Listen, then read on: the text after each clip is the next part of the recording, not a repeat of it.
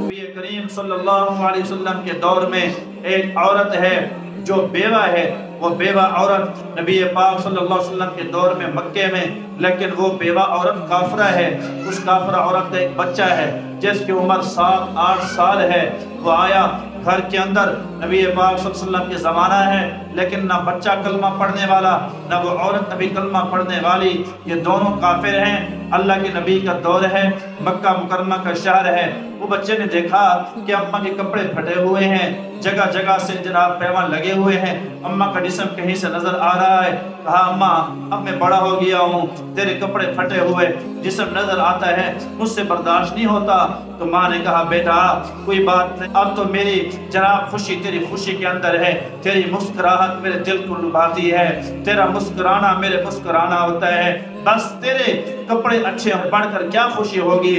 تو اس بیٹے نے کہا اماں تیری بات اپنی جگہ پہ ہے، لیکن رہا نہیں جاتا تیرے کپڑوں کو دیکھ کر، میں جاتا ہوں کہیں سے انتظام کرتا ہوں۔ کہا بیٹا یہ مکے کے پتھریلے لوگ ہیں، دل کے بڑے سخت ہیں، کہاں جائے گا، کہیں سے تجھے کچھ نہیں ملنے والا، سخت دل لوگ ہیں۔ کہا اماں نہیں، میں چچے کے پاس جاؤں گا، چچے سے مانگوں گا۔ کہا تیری ساری جائیداد تیرے چچے نے تو، تیرے ابے کی جائیداد تیرے چچے نے تو قبضہ کی ہوئی ہے، ظالم ہے نہیں دے گا۔ لیکن اس نے بات نہ سنی، وہاں سے چلا، چچے کے دروازے پہ دستک دی۔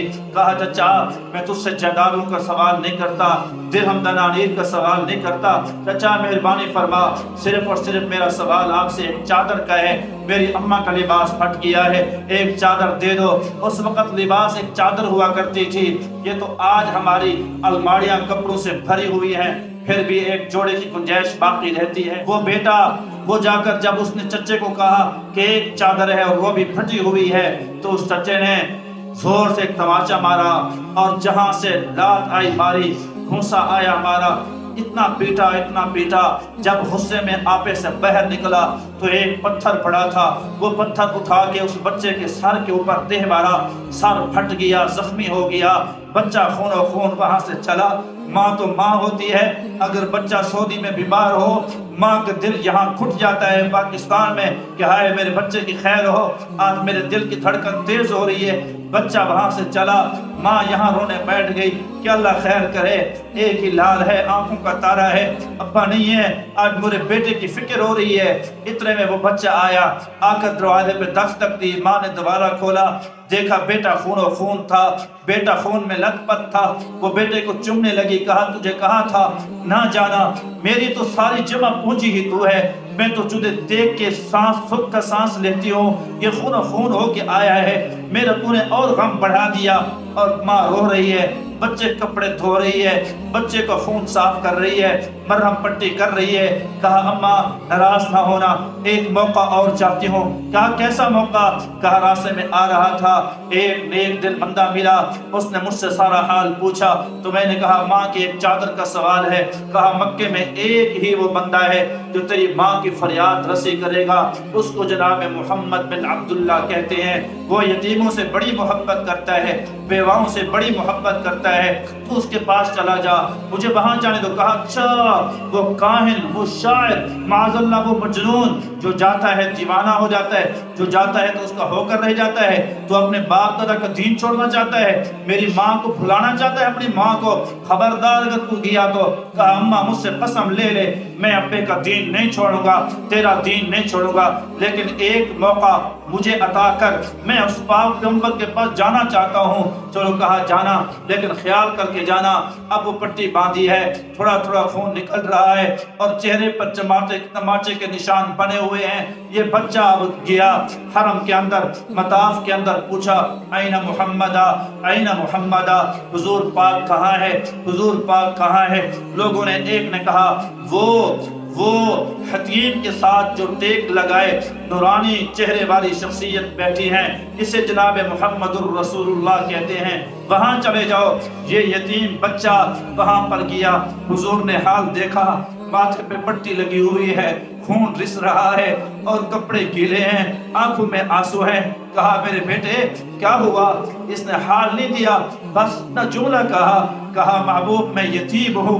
یہ جملہ سننا تھا، محبوب کی آنکھیں بھر آئی، دل بھر آیا۔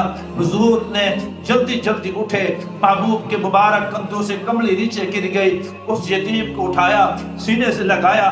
دل اس بچے کا بھی بھرا ہوا تھا، دل میرے محبوب کا بھی بھرا ہوا تھا۔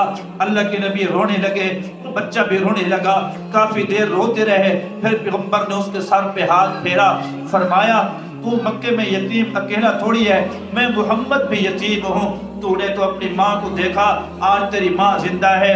تو نے تو اپنے باپ کو دیکھا، مجھ محمد نے اپنے ابے عبداللہ کو دیکھا تک نہیں۔ 6 سال کا تھا، میری اماں چلی گئی ہے، کوئی بات نہیں، تو یتیم ہے تو میں محمد بھی یتیم ہوں۔ یہ جملے کہے اللہ کے نبی نے، کیسے آنا ہوا؟